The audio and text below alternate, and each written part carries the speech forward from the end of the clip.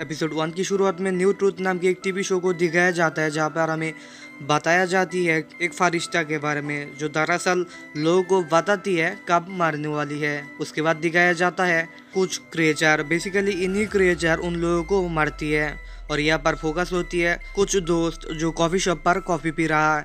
तभी इन लोगों में एक दूसरे के बारे में इसी टॉपिक पर झगड़ते रहती है और दूसरी तरफ की एक टेबल पर सीन फोकस होती है एक आदमी के ऊपर जिसे मौत की फरिश्ता बताया है आज दोपहर 1:20 पर वो मरने वाली है। वही 20 बज जाती है और यहाँ पे भूकंप की तरह शुरू हो जाती है। कुछ देर बाद यहाँ पे वही क्रिएचर आ जाती है जिसे देखकर वो आदमी भागने लगती है, लेकिन एक समय उसे पकड़ लेती है और काबरे की तरह धोने लगती है और एक समय वो मर भी जाती है। और कुछ देर बाद उन्हीं क्रिएचर उसे इतना ज़्यादा हाई टेम्परेचर देती है जिससे उसकी बॉडी पूरी तरह से जल जाती है और फिर उन क्रिएचर अचानक ही कहीं पर गायब हो जाती है। फिल्म आगे चलती है और हमें दिखाई जाती है सब इंस्पेक्टर जिनको जो बेसिकली लापरवाही है और वो किसी की भी बात नहीं सुनती है। तो आज वो यहाँ पर आया है एक मीटिंग के दौरान। दरअसल शहर में हो रही हादसे और कुछ देर पहले की हादसे, इसी सब कारण के दौरान इस मीटिंग को रखा गया है। तो यहाँ पर आने के बाद मेन ऑफिसर यूनिट 1 को कहती है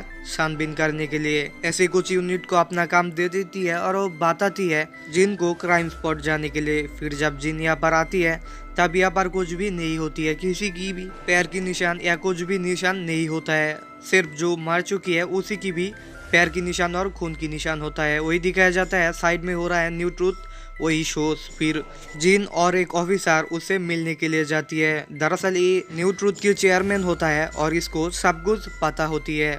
तो कुछ देर बाद जिन जब साइड में देखता है तब उसकी बेटी नजर आती है जिसका नाम होता है ही जी योंग, जो यहाँ पर वॉलंटियर की काम करती है। तो जिन उसके पास जाती है लेकिन उसकी बेटी उससे ठीक से बात नहीं करती है। दरअसल उसे पसंद नहीं करती है क्योंकि उसकी मॉम की मर्डर हुई थी जिसका जिम्मेदार वो उसकी पापा को ही मानती है, इसलिए उसको ज्यादा भाव नहीं देती है, उससे बात भी नहीं करती है। वही दिखाया जाता है उन दोनों उसी चेयरमैन के पास आ जाती है जिसके दौरान वो चेयरमैन बताती है मेरा एक इंटरव्यू है, अगर आप चाहती है तो मेरे साथ चलते चलते बात कर सकती है। वही दिखाया जाता है उन दोनों राजी भी हो जाती है और उन लोग आगे निकल जाती है। बातों बातों के दौरान वो चेयरमैन उन्हें बताती लगती है मेरा जिंदगी आसान नहीं थी, मैं एक अनाथालय में पाले बड़ा हूँ और वहीं पर मैंने पूरी जिंदगी बिताया। तो मेरा जब 20 साल कंप्लीट हुआ तब मेरा वहाँ से जाने का समय हुई थी, लेकिन मैंने वहाँ से जाना नहीं चाहती और एक समय मैंने डिप्रेस में चला गया था और एक समय मैंने सुसाइड करने की भी फैसला लिया था, इसीलिए मैंने तिब्बत पर गया था।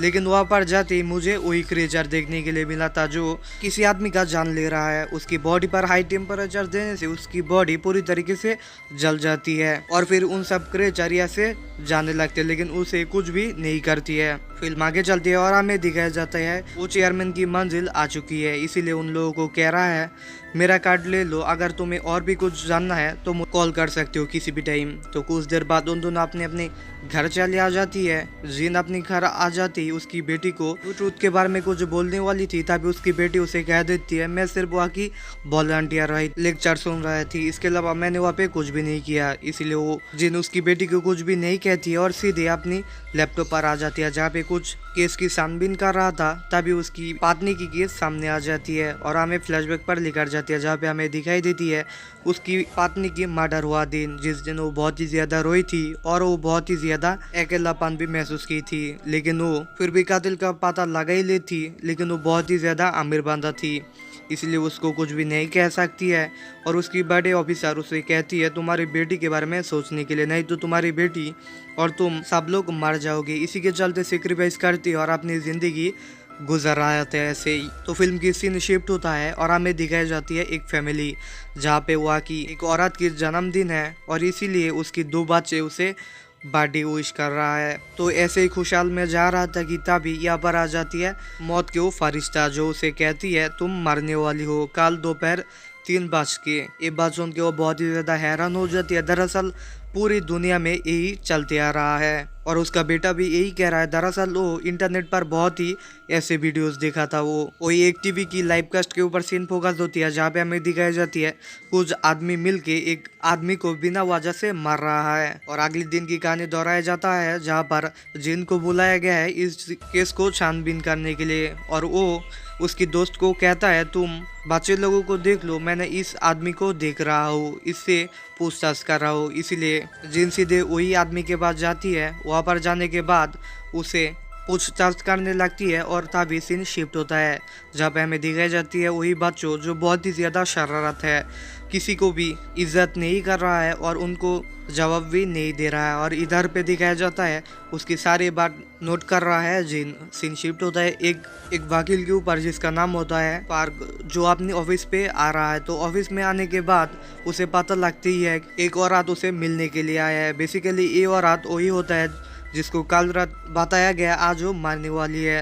तो उस वकील को सब कुछ बोलती है और वीडियो की क्लिप्स भी उसे दिखा देती है जिससे वो विश्वास कर लेती है। तभी वो औरत उसे बताती है मैं न्यू ट्रूथ के पास भी गया था लेकिन वहाँ की चेयरमैन मुझे बताया तुम जब मारोगे मैं तुम्हारा लाइव टेलीकास्ट कर सकता हूँ। ये बोलने के बाद उस वकील उसे कहता है मैंने ठीक से सुना नहीं, फिर से बोलने के लिए कहती है। और तभी हमें फ्लैशबैक पर लेकर जाती है जहाँ पे हमें वही औरत को दिखाया जाता है जो चेयरमैन को बोल रहा है मुझे मौत का फरिश्ता दिखाई दिया है और उन्होंने मुझे बताया मैं आज दोपहर 3 बज के मरने वाली हूँ। फिर वो चेयरमैन हंसती है और बताती है लाइव टेलीकास्ट करने वाली की बात, और यहीं पे एपिसोड 1 की कहानी खत्म हो जाती है।